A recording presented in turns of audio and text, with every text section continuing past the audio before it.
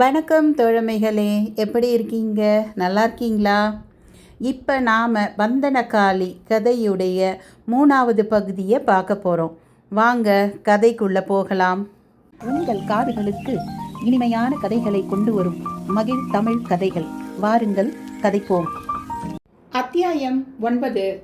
1973 கும்பை.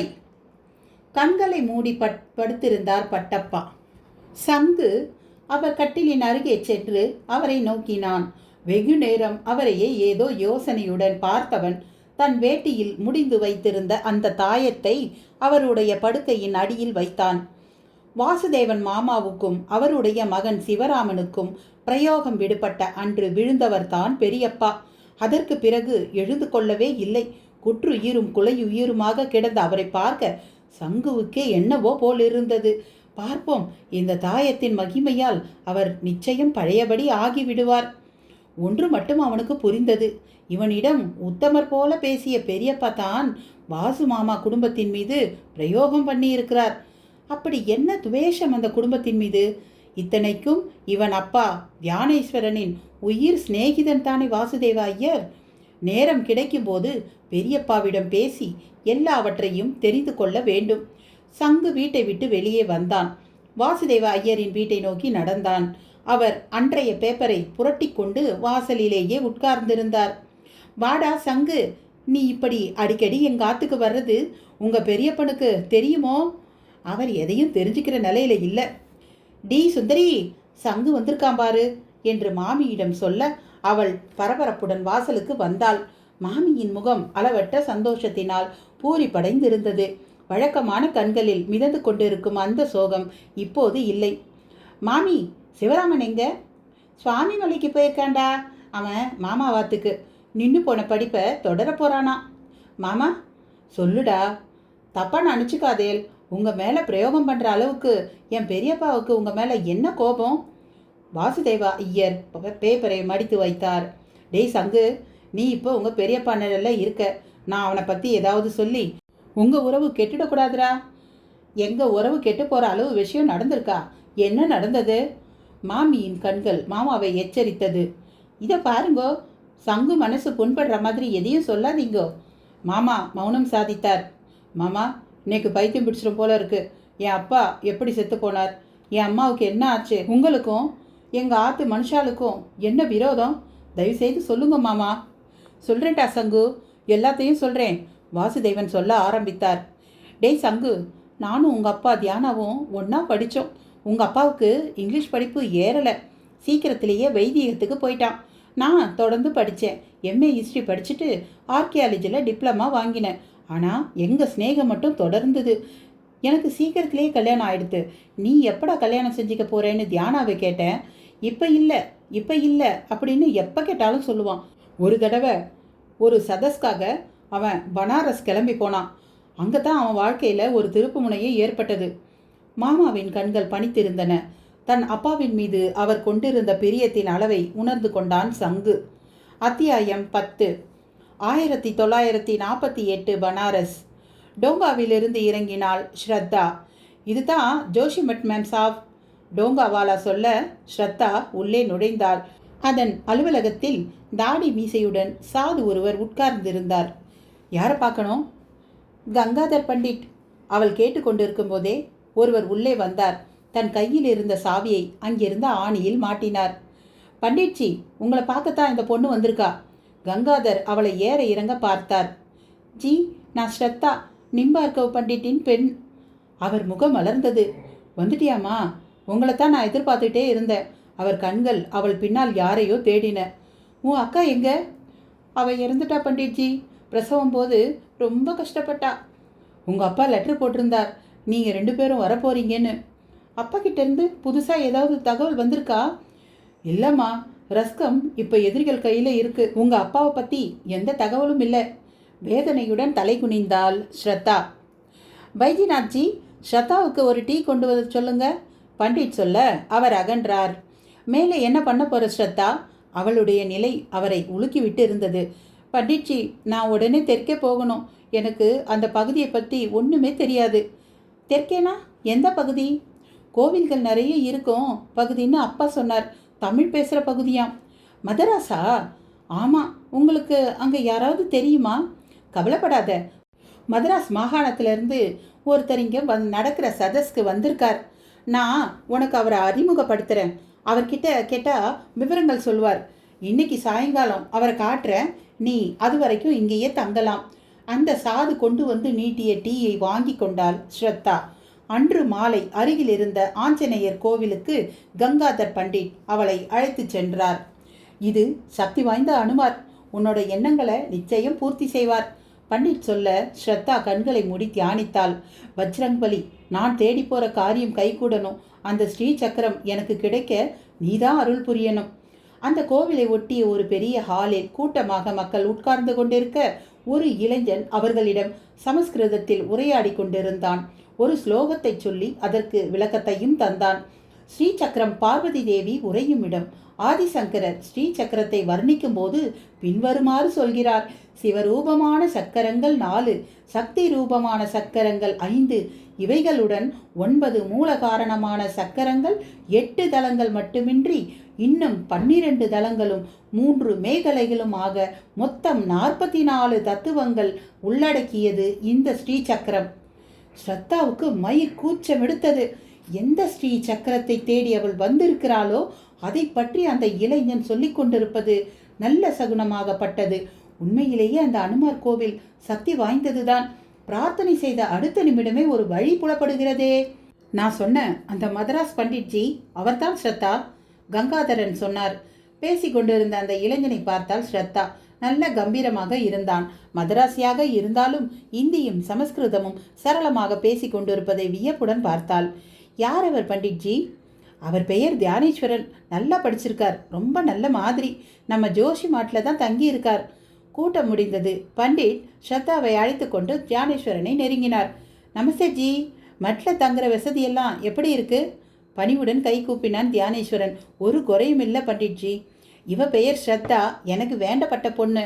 உங்ககிட்ட பேசணுமாம். தியானா ஸ்ரத்தாவை பார்த்தான். அவள் நிறமும் அழகும் அவள் காஷ்மீரத்தைச் சேர்ந்தவள் என்பதை பறைசாற்றின. ஒரு முறை மூச்சை இழுத்து பிடித்தான் தியானா. அவனுடைய கிராமத்தில் எத்தனையோ பெண்களை பார்த்திருக்கிறான். இவள் நமக்கு மனைவியாக தகுந்தவளா என்று ஒருத்தியையும் மனதார நினைத்து பார்த்தது கூட கிடையாது. பெண்கள் அவனை பொறுத்தவரை அல்ப விஷயங்களை பற்றி மட்டும் பேசும் அஞ்ஞானமுடையவர்கள். அவர்களிடம் பேசும்போது கொஞ்சம் தள்ளி நின்றே பேசுவான். யாராவது ஒரு பெண் வீட்டுக்கு வந்தால் கூட அடுத்த அறைக்கு போய் விடுவான். அத்தை பெண் லோகாம்பாள் இவனை இழுத்து வைத்து பேசினால் கூட பதில் பேசாமல் போய்விடுவான். லோகாம்பாளை தியானாவின் அண்ணன் பட்டீஸ்வரனுக்கு பேசி வைத்திருந்ததால் வருங்கால மன்னி என்ற உரிமையில் அவனை அதட்டி கூட பேசுவாள். தியானா பிடி கொடுக்க மாட்டான். முதல் தடவையாக ஸ்ரத்தாவை பார்த்தவுடன் மலைத்து போய்விட்டான். 4 வகை பெண்கள் உண்டு என்று சாமுத்திரிகா லட்சணம் கூறுகிறது. அதில் பத்மினி வகை பெண்கள் தான் உயர்ந்தவர்களாம். இவள் நிச்சயம் அந்த வகை பெண்ணாகத்தான் இருப்பாள். இவளை கல்யாணம் செய்து கொள்ள போகிறவன் கொடுத்து வைத்தவன். அவன் பார்வையின் கூர்மையை தாங்க முடியாமல் தலை குனிந்தாள் ஸ்ரத்தா. சொல்லுங்கோ, கணீர் என்று ஒலித்த குரல் அவன் கம்பீரத்தை அதிகமாக காட்டியது. நீங்க சொன்ன கணக்கு சரியா வரல. ஸ்ரீ சக்கரத்துக்கு 44 தத்துவங்கள். நீங்க சொன்னபடி 41 தத்துவங்கள் தான் வர்றது. தியானா திகைத்தான். இல்லையே, சரியா தானே சொன்னேன். தனக்குள் எண்ணி பார்க்க தொடங்கினான். உண்மைத்தான், 41 தான் வந்தது. எதையோ சேர்த்து கொள்ள மறந்திருந்தான். 3 பூப்புற ரேகைகள் மறந்துட்டீங்க. அதை சேர்த்தா 44 கணக்கு சரியா வரும். தியானா வியப்பின் உச்சக்கட்டத்தை அடைந்திருந்தான். பூப்புற ரேகைகளை எப்படி மறந்து போனான்? அதை இந்த சின்ன பெண் கவனித்து விட்டாளே. உங்களுக்கு ஸ்ரீசக்கரம் பற்றி தெரியுமா? நிகுபவாலிங்கிற புத்தகத்தில் படிச்சிருக்கேன். எங்கப்பா காஷ்மீரில் பெரிய பண்டிதர். தியானேஸ்வர்ஜி, ஸ்ரத்தா ஒரு காரியமாக மதராஸ் போகணுமா? உங்களால் அழைச்சிட்டு போக முடியுமோ? நேரடியாகவே கங்காதர் பண்டிட் விஷயத்துக்கு வந்துவிட அவன் என்ன சொல்ல போகிறான் என்று ஆவலுடன் பார்த்தாள். எனக்கு ஒன்றும் ஆட்சேபனை இல்லை. இன்னும் 2 நாள் எனக்கு பனாரஸில் நிகழ்ச்சிகள் இருக்குது. அது வரைக்கும் உங்களால் காத்திருக்க முடியுமா? பரவாயில்ல, நான் உங்களுக்காக காத்திருக்கேன். அவள் தன்னை அறியாமல் சொன்ன வார்த்தைகள் வேறு பொருளையும் குறிப்பதை சற்று நேரத்திற்கு பிறகே அவர்கள் உணர்ந்தார்கள். இருவருக்குமே சங்கோஜமாக இருந்தது. கங்காதர் பண்டிட்டும் தன் வேலை முடிந்தது என்ற நினைப்பில் கிளம்பி போய்விட அவர்கள் அடுத்த 2 நாட்களை ஒன்றாக கழிக்க வேண்டிய நிர்பந்தம். சாஸ்திரங்கள், புராணங்கள், இதிகாசங்கள் என்று அவர்கள் பேசாத விஷயங்களே இல்லை. ஆழ்வார்கள், நாயன்மார்களை பற்றி அவன் கூறுவதை இவள் ஆச்சரியத்துடன் கேட்டாள். காஷ்மீரை பற்றியும் குஜேஸ்வரி பற்றியும் அவள் சொல்வதை இவன் பிரமிப்புடன் கேட்டான். அவனுடைய மதராசி இந்தியும் அவளுடைய காஷ்மீரத்து இந்தியும் கலந்து ஒருவித புது மொழியே அங்கு உருவாகிவிட்டிருந்தது.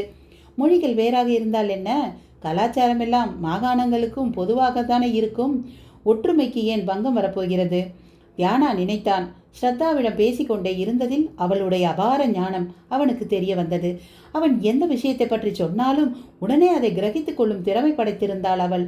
பேசிக்கொண்டே இருந்தவர்கள் கடைசியில் தங்களுடைய எண்ணங்கள், ஆசைகள், செயல்பாடுகள் எல்லாமே ஒன்றாக இருப்பதைக் கண்டு வியந்தார்கள். ஒவ்வொரு மணித்துளியும் 2 பேருக்கும் இன்பமாக கழிந்தது. வாரணாசிக்கு வந்தால் புண்ணியம் கிடைக்கும்னு சொல்லுவா.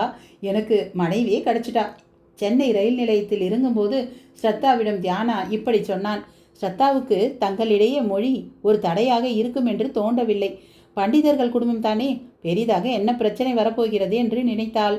மற்ற பெண்களைப் போல தனக்கு கல்யாணம், வாழ்க்கை இதெல்லாம் தேவையில்லை என்று தான் ரஸ்கத்தை விட்டு கிளம்பும்போது முடிவு செய்திருந்தாள். ஆனால் தியானாவின் கம்பீரம், உயர்ந்த பண்பு, அமைதியான குணம் எல்லாமே அவளை ஈர்த்துவிட்டன. பொப்ளு மாதிரியான அடாவடி ஆண்கள் வாழும் உலகில் தியானா மாதிரி உயர்ந்த லட்சத்துடன் வாழும் ஆண்களும் இருக்கத்தானே செய்கிறார்கள். பொப்புளுவையும் தியானாவையும் ஒப்பிடுவதே பாபகரமான செயல் என்று தனக்குள் சொல்லிக்கொண்டாள். ஸ்ரத்தாவுடன் தியானா வருவதை பார்த்த அவன் அப்பா நீலகண்ட ஐயர் ருத்ர தாண்டவம் ஆடினார். மொழி மாகாணத்தை தாண்டி ஆசார அனுஷ்டானங்கள் என்று பல விஷயங்கள் இருப்பதை அப்போதுதான் உணர்ந்தாள் ஸ்ரத்தா. தியானா பிடிவாதமாக இருந்தான். கல்யாணம் பண்ணிண்டா ஸ்ரத்தாவை தான் பண்ணிப்பேன் என்று உறுதியாக அப்பாவிடம் சொல்லிவிட்டான். ஸ்ரத்தாவை தன் நண்பன் வாசுதேவன் வீட்டில் தங்க வைத்தான். அவன் மனைவி சுந்தரி அவளை நன்றாக கவனித்துக் கொண்டாள். அவர்களுடைய குழந்தை சிவராமனுடன் விளையாடி கொண்டு பொழுதை கழித்தாள் ஸ்ரத்தா. ஓய்வு நேரங்களில் ஸ்ரத்தாவுக்கு தமிழ் கற்றுக் கொடுத்தாள் சுந்தரி. எங்க ஊர் மாட்டு பொண்ணு நீ, தமிழ் தெரியலனா எப்படி? கடைசியில் தியானாவின் பிடிவாதம் தான் வென்றது. அவளும் பண்டிதர் மகள் தானே என்று கனகம்தான் தன் கணவருக்கு வேப்பலை அடித்து அவளை சம்மதிக்க வைத்தாள். அது மட்டும் நீலகண்டனின் மனதை மாற்றியதாக சொல்லிவிட முடியாது.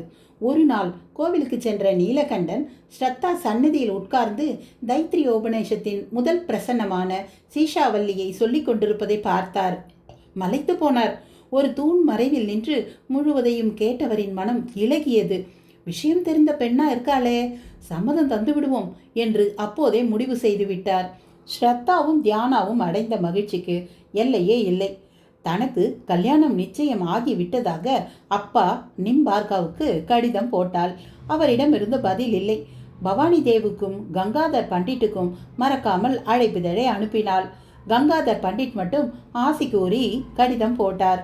கல்யாணம் முடிந்து தியானாவும் ஸ்ரத்தாவும் சுற்றி இருக்கும் கோவில்களுக்கு போய் வந்தார்கள்.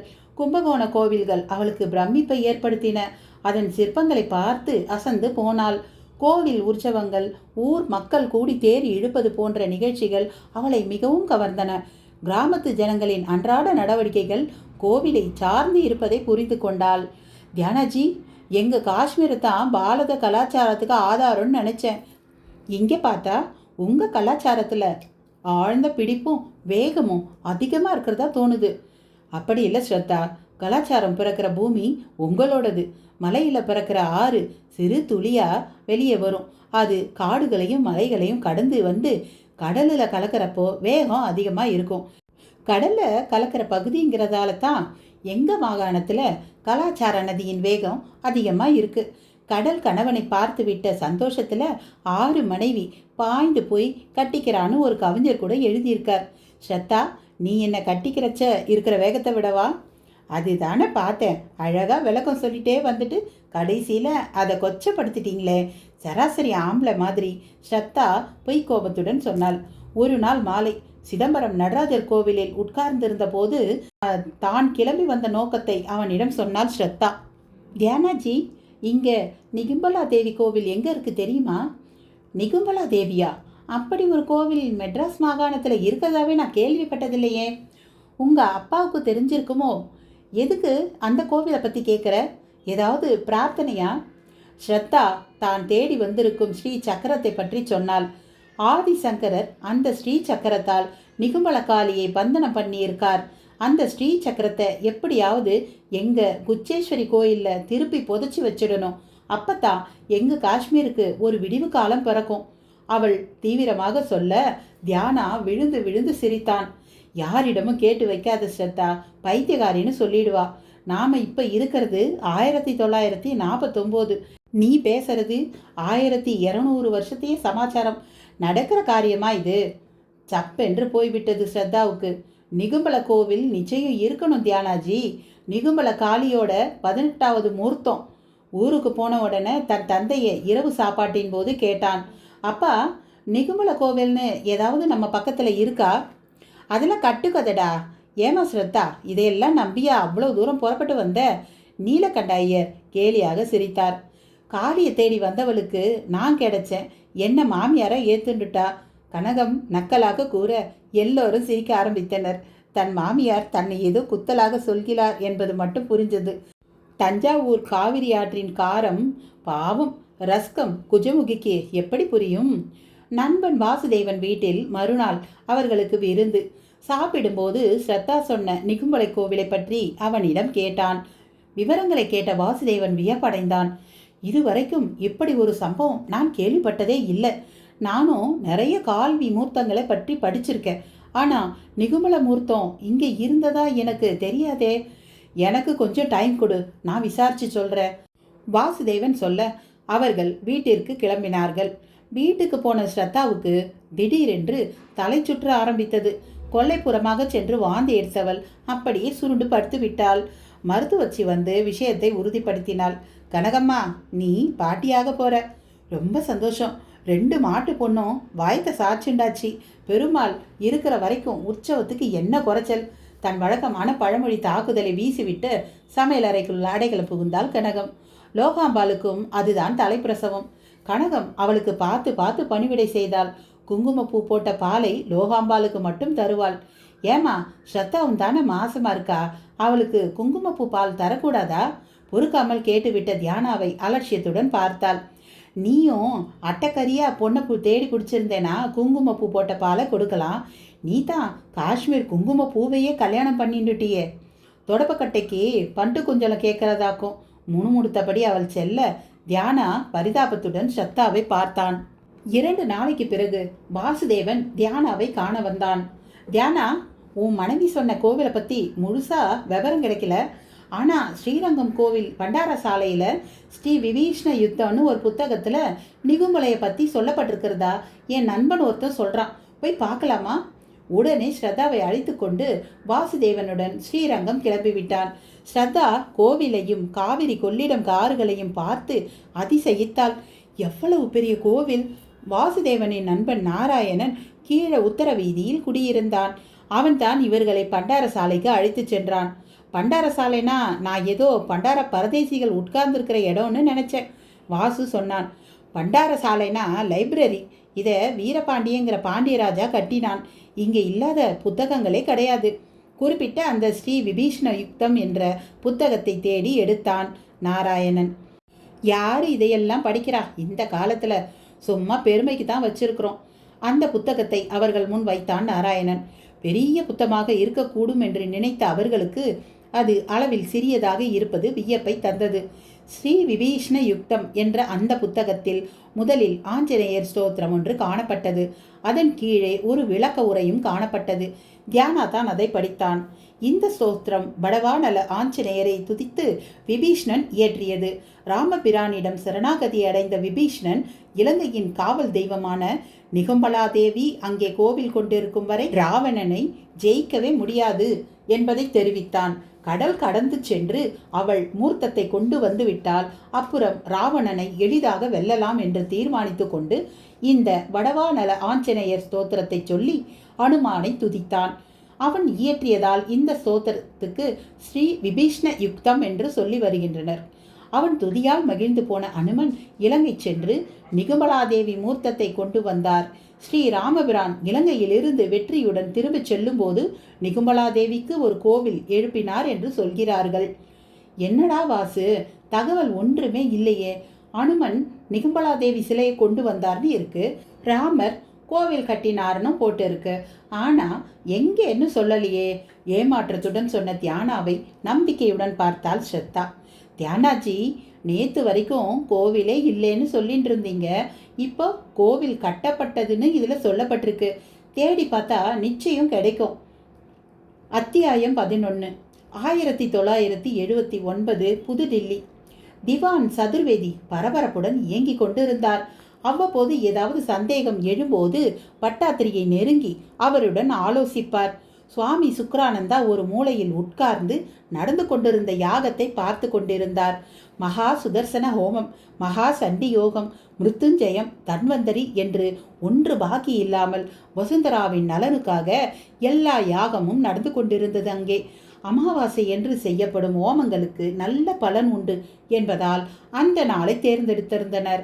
சுக்ரானந்தாவின் கவனம் அந்த யாகத்தின் மீது இருந்தாலும் அது முடிந்தவுடன் பட்டாத்திரியை பார்க்க போகும் பிரஷ்னம் என்ன பலனை சொல்லப் போகிறது என்பதை கேட்பதில் ஆர்வமாக இருந்தார்.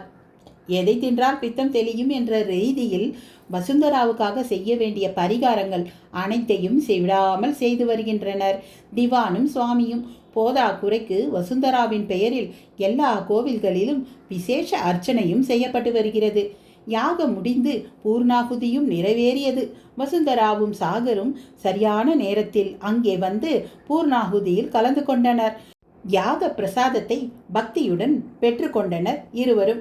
சுக்ரானந்தா பட்டாத்திரியை பார்த்து தலையசைக்க உடனே அவர் அருகில் இருந்த அறைக்குள் நுழைந்தார். திவானும் வசுந்தராவும் சாகரும் பின்னாடியே செல்ல சுவாமி கடைசியாக நுழைந்தார். கேதார் அந்த அறை கதவை வெளிப்புறமாக தாளிட்டான். அவனும் சஷாங்கும் வெளியே காவல் இருந்தனர். திருமேனி பட்டாத்திரி தன் கையில் இருந்த வெல்வெட் பையை திறந்தார். முதலில் உள்ளே இருந்து ஒரு வராகை படத்தை எடுத்து கீழே விரிக்கப்பட்டிருந்த கார்பெட்டில் வைத்தார். இது? சாகர் வியப்புடன் கேட்டான். முதல் முறையாக அப்படி ஒரு உருவத்தை பார்க்கிறான். இவ வாராகி, சாயங்காலத்து தேவதை. இவளை அடக்கி என் வீட்டு வாசல்ல பந்தனம் பண்ணி வச்சிருக்கேன். இப்ப இவதான் நாம கேட்குற கேள்விகளுக்கு பதில் சொல்லுவா.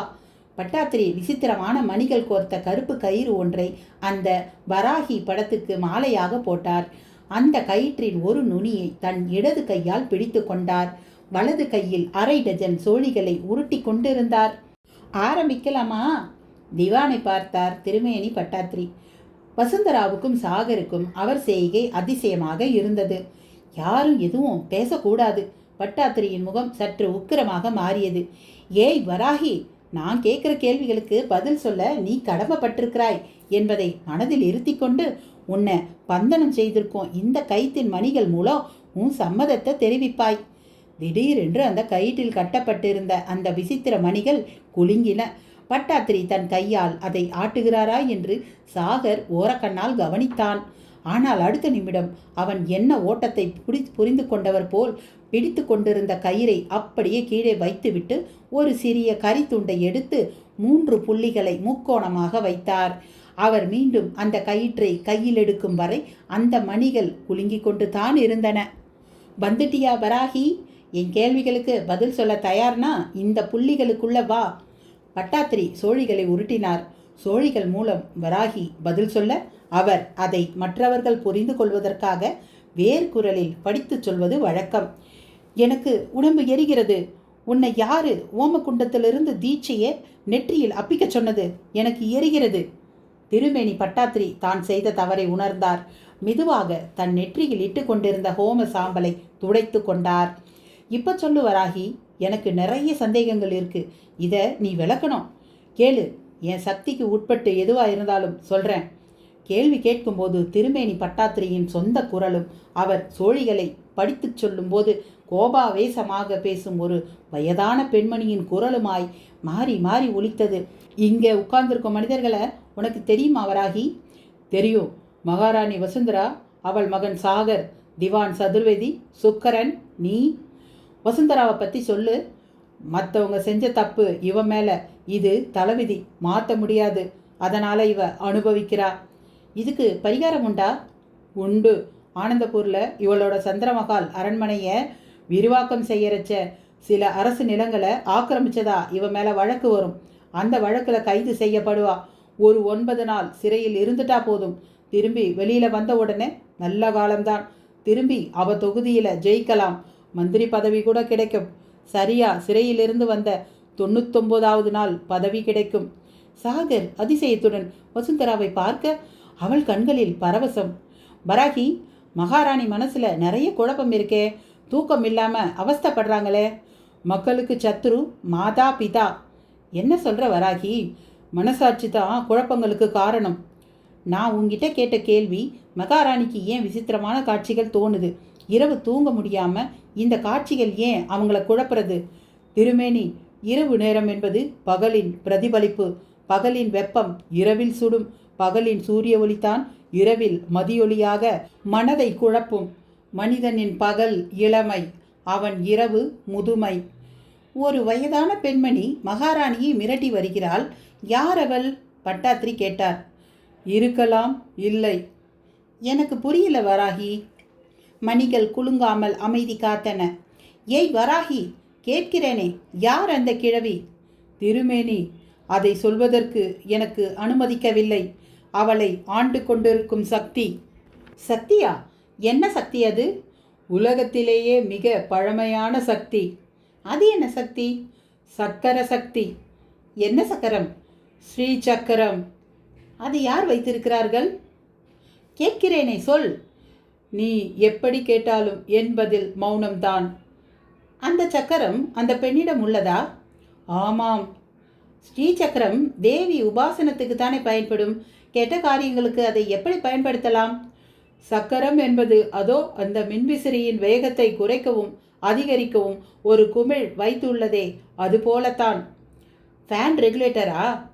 உக்கிரமான தேவதைகளின் கோபத்தை கட்டுப்படுத்தவும் சாந்தமான தேவதைகளின் உக்கிரத்தை அதிகப்படுத்தவும் அந்த ஸ்ரீ சக்கரத்தால் முடியும். வராகி தொடர்ந்தாள். அந்த சக்கரத்தில் பந்தனம் செய்யப்பட்ட தேவதைகள் விடுதலைக்காக சொன்னதை செய்யும். சரி, இப்போது அந்த சக்கரத்தில் பந்தனம் செய்யப்பட்ட தேவதை எது? 18வது மூர்த்தம். அவ்வளவுதான் என்னால் சொல்ல முடியும். அந்த சக்கரத்தின் மூலம் வசுந்தராவை பழிவாங்க நினைக்கிறாளா அந்த பெண்? ஆமாம். எதற்காக? சுவற்றில் எறிந்த பந்து திரும்பி வந்து தாக்கத்தானே செய்யும். பட்டாத்திரி ஒரு முறை அறையில் இருந்த எல்லோரையும் பார்த்தார். சரி, இந்த பிரயோகம் என்று ஏற்பட்டது? 1978 ஆண்டு பிப்ரவரி 16ஆம் தேதி சூரிய கிரகணம் வந்ததே அன்றுதான். சரி. பட்டாத்திரி தீர்க்கமாய் வராகி படத்தை பார்த்தார். மகாராணியையும் அவர் குடும்பத்தையும் எப்படி காப்பாற்றுவது? முல்லை முள்ளால் எடு, வைரத்தை வைரத்தால் அறு. அந்த ஸ்ரீ சக்கரத்தை கண்டுபிடித்து அதில் வந்தனம் செய்யப்பட்ட தேவதையை உன் வசப்படுத்து. எங்கே இருக்கிறது அந்த ஸ்ரீ சக்கரம்? தேடி கண்டுபிடி. சொன்னால் விடுதலை செய்கிறேன் வராகி. சரி, சொல்ல வேண்டாம்.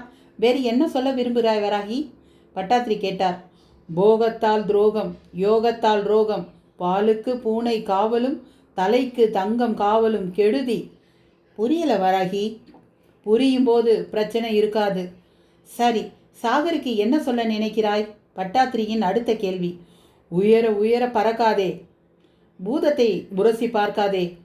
சாகர் ஒன்றும் புரியாமல் பட்டாத்திரியை பார்த்து விழித்தான். வராகி, திவானுக்கு என்ன சொல்ல நினைக்கிறாய்? குலம் உள்ளவரை பண்டிதன் வாழ்வான். திவான் யோசிக்க ஆரம்பித்தார். வராகி சொல்வதன் பொருள் என்னவாக இருக்கக்கூடும்? வராகி, சுவாமிக்கு ஏதாவது சொல்ல நினைக்கிறாயா? தலையனும் கடையனும் சேர்ந்தால் தாய்க்கு நலம், மேனியதை மறைத்தால் இடர் விலகும் தானே. கடைசியாக எனக்கு என்ன சொல்லப் போகிறாய் வராகி? யானை வரும் முன்னே மணி யோசை வரும் பின்னே. பட்டாத்திரி சிரித்தார். மாற்றி சொல்கிறாய் வராகி. யானை வரும் பின்னே, மணி ஓசை வரும் முன்னே. மாற்றுவது நான் அல்ல, விதி. காலச்சக்கரம் சுழற்சியில் காலனின் வேகம் அதிகரிக்கிறது. எனது விடுதலையை பற்றி சீக்கிரம் முடிவெடு. மணிகள் ஒருமுறை வேகமாக குலுங்கிவிட்டு நின்றது. பட்டாத்திரி இன்னும் கண்களை மூடி நிஷ்டையில் இருந்தார். திவான் சுவாமிஜியை பார்த்தார்.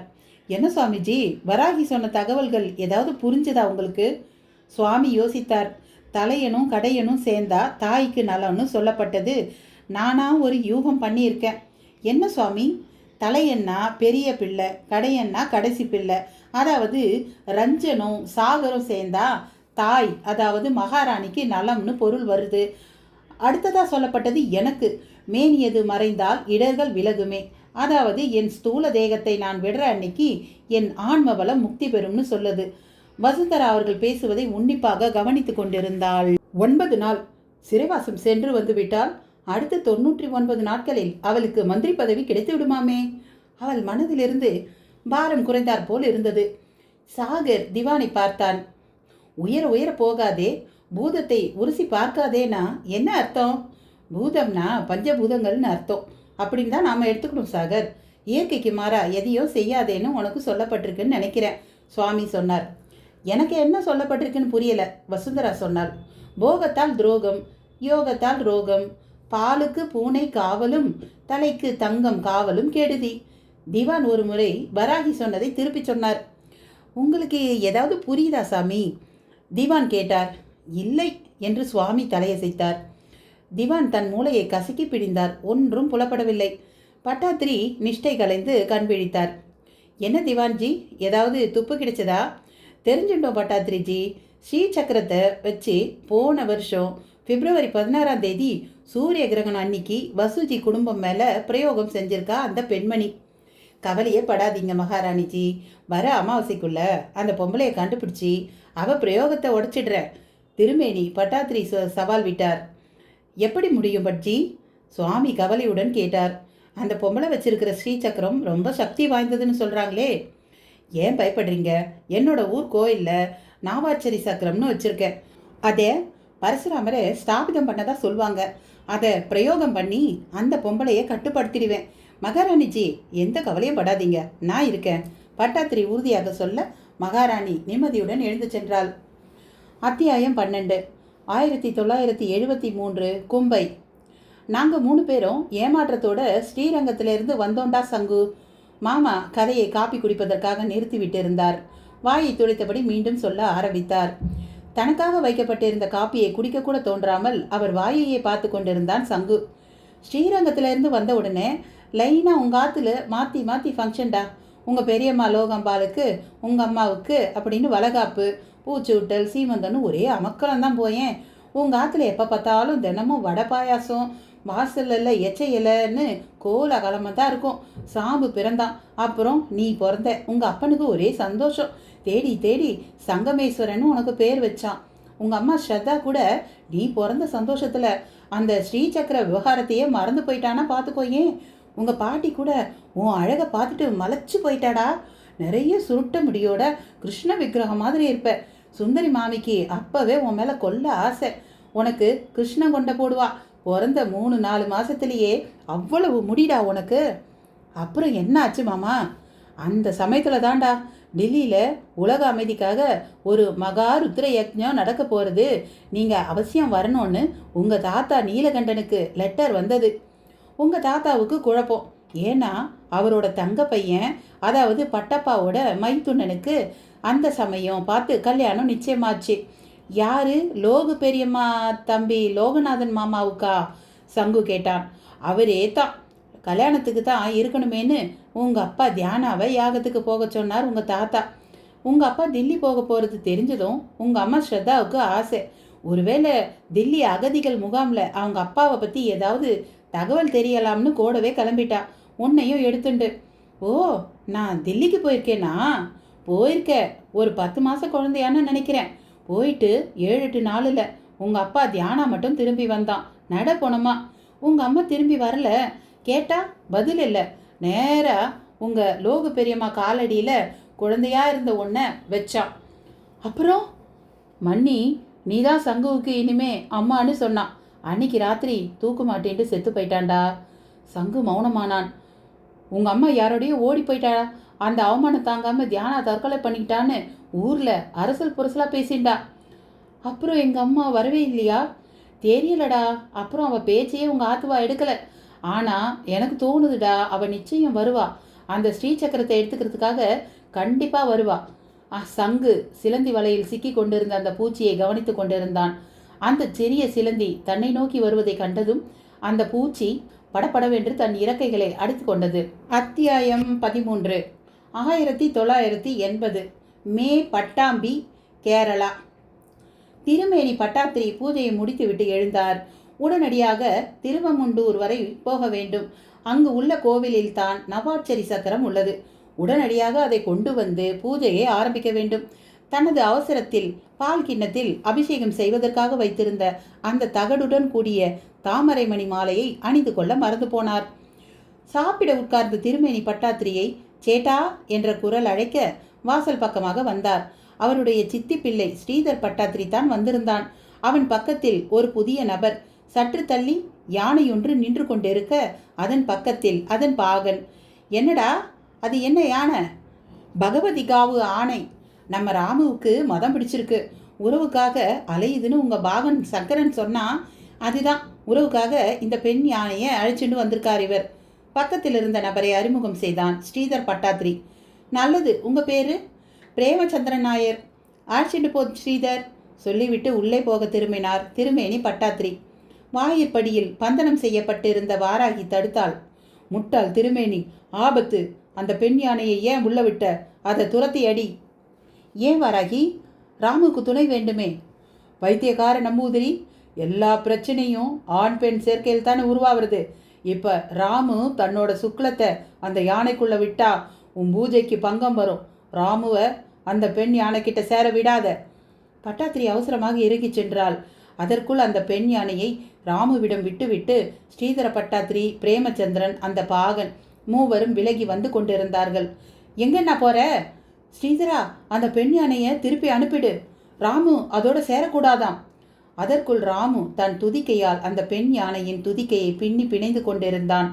பட்டாத்திரி ஓடிப்போய் தடுப்பதற்குள் ராமுவின் ஆண்மை கிளர்ந்தெழ ஆரம்பித்தது. தனது ஏக்கங்களை எல்லாம் மதநீராக வெளியே விட்டு கொண்டிருந்த ராமு தனக்கு இணை கிடைத்துவிட்ட மகிழ்ச்சியில் தன் கோபம் என்கிற அணையை உடைத்து கொண்டு தாபங்களை வெளியேற்ற ஆரம்பித்தான். நிலைமை புரியாமல் பட்டாத்திரி கையில் அங்குசத்தை வைத்துக்கொண்டு அந்த பெண் யானையை விரட்ட ஆரம்பித்தார். இதனால் அந்த பெண் யானை ராமுவின் முன்னேற்றத்திற்கு தடை போட ஆரம்பித்தது. ராமு திகைத்தான். பட்டாத்திரி அந்த 2 யானைகளின் குறுக்கே நின்று அவற்றை விலக்க முயன்றார். தன் ஆசைகளுக்கு பட்டாத்திரி தடையாக இருப்பதை பார்த்ததும் ராமுவுக்கு எல்லா கோபமும் அவர் மேல் திரும்பியது. அவரை அலாக்காக தூக்கி அந்த பெண் யானையின் காலடியில் வீசியது. அப்போதுதான் நிலைமையின் பயங்கரம் பட்டாத்திரிக்கு புரிந்தது. ஆ என்று அலறியபடி தலையை தூக்கியவர் அந்த பெண் யானையை பார்த்தார். அதன் மேல் ஒரு பெண்மணி உட்கார்ந்திருந்தால். நெற்றியில் பெரிய பொட்டு, கருப்பு உடை. இவரை பார்த்து கோரமாக இழித்தபடி குனிந்து பெண் யானையின் காதில் ஏதோ சொல்ல அது தன் காலை தூக்கி அவர் தலையை குறிவைத்தது.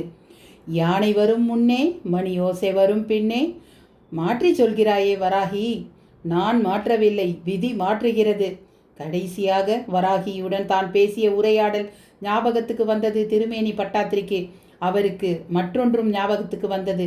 மேனியதை மறைத்தாள் என்று வராகி சொன்னாலே, அந்த மேனி திருமேனியாக அவர்தானா? அவர் என்ன ஓட்டங்களுக்கு முற்றுப்புள்ளி வைத்தது அந்த பெண் யானை. அந்த யானை அவர் தலையில் கால் வைத்த அடுத்த நிமிடம் வாசற்படியில் பந்தனம் செய்யப்பட்டிருந்த வராகி விடுதலை பெற்று பறந்து போனால். எங்கிருந்தோ தொடர்ந்து மணி ஓசை கேட்டுக்கொண்டிருந்தது. அத்தியாயம் 14. 1974 கும்பை. பட்டப்பா மெதுவாக எழுந்து உட்கார்ந்தார். இப்போது அவரால் கை கால்களை நன்றாக அசைக்க முடிகிறது. குழறி கொண்டிருந்த பேச்சும் இப்போது தெளிவான வார்த்தைகளாக வெளிவருகிறது. தன் குடும்பம் செய்த தவறுகள் இப்போது புரிந்தது. ஒரு நல்ல குலத்தில் பிறந்துவிட்டு நீலகண்ட ஐயர் இந்த மாதிரி அபிசார பிரயோகங்களில் ஈடுபட்டிருக்க கூடாது. அவரை இவர் தடுத்திருக்க வேண்டும். அவர் அம்மாதிரி செய்யாததன் பலனாகத்தானோ என்னமோ பகவான் இவர் மகள் வனஜாவை கொண்டு சென்று விட்டான். வாசுதேவன் குடும்பம் எவ்வளவு துன்பப்பட்டிருக்கும். மாந்தோப்பில் ஒளிந்து கொண்டு பள்ளியில் இருந்து வரும் அவர் பிள்ளை சிவராமன் தலையில் எலுமிச்சம்பழத்தை 2ஆக உடைத்து பிரயோகம் செய்தது இவர்தான். சங்கு உள்ளே நுழைவதை பார்த்தார் பட்டப்பா. சங்கு, இப்படி வா. என்ன பெரியப்பா? ரொம்ப நன்றிடா குழந்தை. எதுக்கு பெரியப்பா? என் படுக்கை இடையில தாயத்தை மந்திரிச்சு வச்சு என் உடம்பை குணமாக்கினதுக்கு. ஓ, நீங்கள் விழிச்சுட்டு தான் இருந்தேளா? உன் தாத்தா பேச்சை கேட்டுட்டு தப்பு பண்ணிட்டேன்டா. அதுக்கான தண்டனையும் அனுபவிச்சிட்டேன். தாத்தாவுக்கு வாசு மாமா மேலே என்ன கோபமா? ஒன்றும் இல்லைடா. அவன் வேதவாகினின்னு ஒரு பத்திரிகை நடத்தினான். அதில் ஏதோ அச்சு பிச்சுன்னு கட்டுரை எழுதினான். ஓ, அதானே நம்ம கோவில் கும்பேஸ்வரர் கோவில் இல்லை நிகும்பல கோவில்னு எழுதினாரே அந்த கட்டுரை தானே? சங்கு, உனக்கு எப்படி தெரியும்? வாசுமாமா அவர் எழுதின கட்டுரையை காட்டினார். சொல்லுங்க பெரியப்பா, அவர் எழுதியிருந்தது உண்மைதானே? பட்டப்பா மௌனம் சாதித்தார். ஆமாண்டா, அது உண்மைதான். சிறிது தயக்கத்திற்கு பிறகு ஒப்புக்கொண்டார். ஒரு காலத்தில் இது நிகும்பல தேவி கோவிலாக தான் இருந்தது. அவள் உக்கிரம் தாங்காம பகவத் பாதாள் அவளை அடக்கி பந்தனம் பண்ணிட்டா. அந்த கோவில் கும்பேஸ்வரி உடனுரை கும்பேஸ்வரர் கோவிலாக மாற்றிட்டா ஊர் பெரியவா. இந்த விஷயத்தை எல்லாரும் மறந்துட்டா. உங்கள் அம்மா வந்து இந்த விஷயத்தை தோண்ட ஆரம்பிச்சது தாத்தாவுக்கு பிடிக்கல. நல்ல வேலையா உங்கள் அம்மா அதுக்கப்புறம் காணாமல் போயிட்டா. இந்த வாசுதேவன் மட்டும் அதை உடும்பு பிடியா பிடிச்சிட்டு பிரச்சனை பண்ணிகிட்டே இருந்தான். சக்தி வழிபாடு பண்ணுறவா சில பேரும் அவன் பக்கம் சேர்ந்துண்டு கலாட்டா பண்ணினான். வேற வழி இல்லாமல் ஊரை பயமுறுத்த தாத்தா அபிசார பிரயோகம் பண்ணினான். நானும் உடந்தையா இருந்தேன். அப்போ இந்த கோவிலில் இன்னும் நிகும்பல தேவி இருக்கான்னு சொல்லுங்கோ. ஆமாம், அவளை தெப்பக்குளத்துக்கு உள்ள ஆவாகனம் பண்ணியிருக்கா. ரொம்ப வருஷத்துக்கு முன்னாடி மாசி அஷ்டமியில் அவளை வெளியில் எடுத்து பூஜை பண்ணுவா. அப்புறம் அதுவும் நின்று போச்சு. சங்க யோசனையுடன் பெரியப்பாவை பார்த்தான். பெரியப்பா, என் அம்மாவுக்கு என்ன ஆச்சு? தெரியலடா. தியானாவோட தில்லிக்கு போனா, திரும்பி வரல. யாரோடையோ ஓடி போயிட்டான்னு ஊரில் பேசிட்டாளாமே. அதுக்கப்புறம் எப்போவாது அம்மா வந்தாளா? வந்தாடா, ஒரே ஒரு தடவை வந்தா. ஆனால் அப்போ அவள் கர்ப்பிணியாக இருந்தா. அதனால் பாட்டி அவளை விரட்டி அடிச்சிட்டா. சங்கு எந்த உணர்ச்சியை முகத்தில் காட்டாமல் சமையல் அறைக்கு சென்றவன் டம்ளரில் தண்ணீரை மொண்டு மொண்டு குடித்து கொண்டிருந்தான். அத்தியாயம் 15. 1974 கும்பை.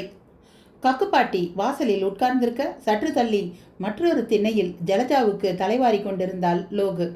டவுன் லைப்ரரிக்கு சென்று புத்தகம் எடுத்துவிட்டு அப்போது தான் உள்ளே நுழைந்து கொண்டிருந்தாள் கிரிஜா. படகு போன்ற அந்த பெரிய கார் இவர்களின் பக்கத்து வீட்டுக்கு முன்னால் வந்து நின்றது. இவர்கள் வாய் பிளந்தபடி அந்த காரையை பார்க்க முன் சீட்டிலிருந்து ஜம்புகேஸ்வரன் இறங்கினார். பின் சீட்டிலிருந்து காமாட்சியும் அவளது இரண்டாவது மகன் விஜயனும் இறங்கினார்கள். காமாட்சியா இது? கக்குப்பாட்டி மூக்கில் விரல் வைத்தாள். எண்ணெய் வழிந்த பரட்டை தலையும் பட்டன் இல்லாத பிளவுஸை துருப்பிடித்த பின்னால் அவிடாமல் பத்திரப்படுத்தி கொண்டு ஆங்காங்கே ஒட்டு போட்ட சாயம் போன புடவையுடன் காதுகளிலும் மூக்கிலும் ஈர்க்குச்சியை ஆபரமாக சொருகி கொண்டிருந்த அந்த அழுமுஞ்சி காமாட்சியா இவள்? பட்டணத்து பெண்களைப் போல வாசனை தைலம் போட்டு வாரி ஸ்டைலாக கொண்டை போட்டு கொண்டிருந்தாள். கல்யாண பெண்ணை போல் உடம்பு முழுவதும் நகைகள் பட்டுப்புடவை என்று மகாராணி போல நடந்து வந்தாள். என்ன பாட்டி, சௌக்கியமா? சிநேகமாய் சிரித்தபடி கேட்டாள். காமுவா நீ? ஏண்டி எங்களை எல்லாம் ஞாபகம் வச்சுட்டு இருக்கியோ? ஞாபகம் வச்சுக்காம எப்படி பாட்டி? லோகு மாமி நல்லா இருக்கேளா? பதில் கூட சொல்ல தோன்றாமல் அவள் செல்வ செழிப்பை அளவெடுத்தபடி இருந்தாள் லோகாம்பாள். கார் கதவை மூடிவிட்டு சாவியை தூக்கி போட்டு பிடித்தபடி வந்த சத்தியனை பாட்டிக்கு அறிமுகப்படுத்தினாள் காமாட்சி. இதுதான் என் மூத்த பிள்ளை சத்தியன். மெட்ராஸில் லா காலேஜில் கடைசி வருஷம் படிச்சுட்டு இருக்கான். பாட்டியை பார்த்து கும்பிடு ஒன்றை போட்ட சத்தியனை கிரிஜாவின் கூரிய கண்கள் திருட்டுத்தனமாக நோட்டமிட்டன. இவன் சினிமா ஸ்டார் போல இருக்கிறானே. சில பேரை முதன்முறையாக பார்த்ததுமே இதயம் அவர்களை லவக்கென்று பிடித்து போய்விடும். அப்புறம் ஆயுள் பரியந்தம் அந்த நபரை சுற்றியே எண்ணங்களும் செயல்களும் இருக்கும். அந்த மாதிரி தான் இப்போது சத்தியனின் உருவத்தை கிரிஜாவின் இதயம் பார்த்த மாத்திரத்திலேயே பிடித்து தன்னுள் பதித்து கொண்டு விட்டது. தன்னை மிஞ்சி அழகு கிடையாது. அந்த அழகுக்காக இவளை கல்யாணம் செய்து கொள்ள ஆண்கள் கியூவில் நிற்பார்கள். இந்த உலகத்தையே தன் காலடியில் விழ வைக்கப் போகிறேன் என்றெல்லாம் அவள் கற்பனை செய்து வைத்திருந்தாள். கிரிஜாவின் அழகை ரசிக்கவே அந்த தெரு வழியாக இளைஞர் கூட்டம் அடிக்கடி போய்கொண்டிருக்கும். உற்சவ காலங்களில் கிரிஜா கோவிலுக்கு போனால் கிராமத்து பையன்கள் நான் நீ என்று போட்டி போட்டுக்கொண்டு சுவாமியை தோளில் தாங்கி செல்வார்கள். சொக்காயை கழற்றிவிட்டு சாமியை தோளில் தாங்கி செல்லும்போது தங்கள் புஜபல பராக்கிரமத்தை காட்டுவார்கள். நரம்புகள் புடைக்க தோள்களை முறுக்கி வேர்வையில் குளித்தபடி அவள் பக்கமாய் ஏக்கத்துடன் பார்ப்பார்கள். அவள் தங்களை கவனிக்கிறாளா என்று. கிரிஜா அவர்கள் பக்கமே திரும்ப மாட்டாள். கும்பை கிராமத்தின் அழகு தேவதையான அவள் தரிசனத்துக்காக பலர் ஏங்கி தவிப்பது வழக்கம். முதன் முறையாக என்று அவள் தன்னை ஒருத்தன் கவனிக்க மாட்டானா என்று ஏங்க ஆரம்பித்தாள். சத்தியனின் அடர்த்தியான முடியும் அழகும் கம்பீரமும் அவளை அப்படியே உருக்கிவிட்டது. சத்தியன் பேரை ஒரு தரம் உச்சரித்து பார்த்தாள். பேரே எவ்வளவு அழகாக இருக்கிறதே. சங்கு அளவு நிறம் இல்லை, சற்று கருப்புத்தான். ஆனால் அந்த நிறம்தான் அவனுக்கு கம்பீரத்தை கொடுத்தது. பட்டணத்து ஸ்டைலில் கம்பளி பூச்சி மீசை வைத்திருந்தான். பெரிய கண்கள், அதில் அலட்சிய பார்வை. தீர்மையான மூக்கு, தடித்த உதடுகள், அகன்று விரிந்த தோள்கள். உண்மையிலேயே இப்படி ஒரு சுந்தர புருஷனை அவள் இதுவரை கண்டதே இல்லை. அவனது அழகு அவளை சித்திரவதை செய்தது. கையில் இருந்த லைப்ரரி புக்கை ஒரு தரம் பார்த்தாள். அவன் உனக்குத்தான் என்ற கதையின் தலைப்பு அவளை புல்லரிக்க வைத்தது. தன்னை ஒரு தரம் அவன் திரும்பி பார்க்க வேண்டும் என்பதற்காகவே பாட்டியிடம் பேச்சு கொடுத்தாள். பாட்டி, சங்கு எங்க? தெரியாதேடி, எங்க போனானோ? கிழவி அழகான தன் பெயரை சொல்லாமல் வந்தவர்கள் எதிரே வாடி போடி என்று பேசியது அவளுக்கு எரிச்சலை தந்தது.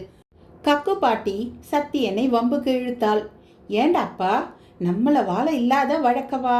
எதுக்குடாப்பா மதுர வீர மாதிரி பெரிய மீச வச்சுருக்க? சத்தியன் சிரித்தான்.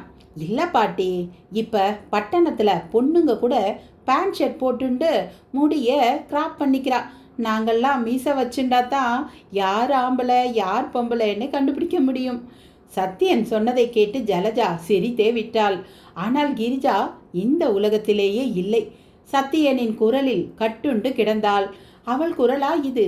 அத்தெளிவான அருவி ஓசை போல ஒரே சீராக, பிசிறில்லாமல் தயக்கமில்லாமல். வழக்கமாக கிரிஜா தான் பார்க்கும் ஆண்களுக்கு மார்க்கு போடுவது வழக்கம். அழகாக இருப்பவர்கள் குரல் கீச் கீச் என்று கேவலமாக இருக்கும். நல்ல குரல் வளம் இருக்கும், ஆனால் பூஞ்சையாக இருப்பார்கள்.